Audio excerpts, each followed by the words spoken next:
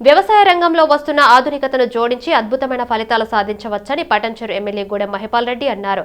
రైతుల ఆర్థిక అభ్యున్నతికి ప్రాథమిక వ్యవసాయ సహకార పరపతి సంఘాలు దన్నుగా నిలవాలని ఆయన కోరారు.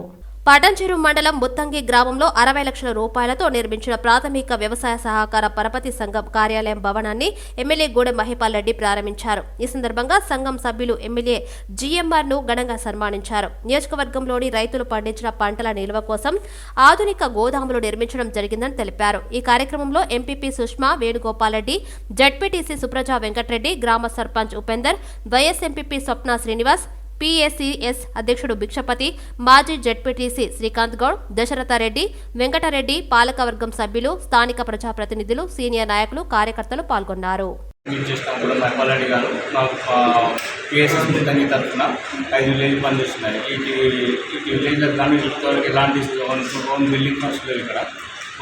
సొంత స్థలము లేదు, సొంత నిర్మాణం ఇలాంటి ఆఫీస్ లేదు. కాబట్టి ఈ ముత్తంగి పాఠశాలలో మా సొసైటీకి 372 ఎకరాలు కేటాయించినాయండి.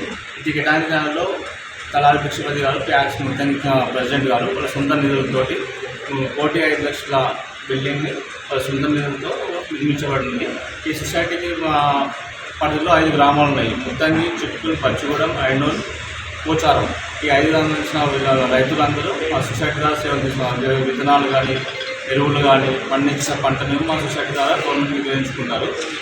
ఇది సమావేశానికి మా అధ్యక్షుడు గారికి పూర్తి అధికారం కానీ క్రెడిట్గానే అధ్యక్షుడు విశ్వపతి గారికి చెందుతుంది.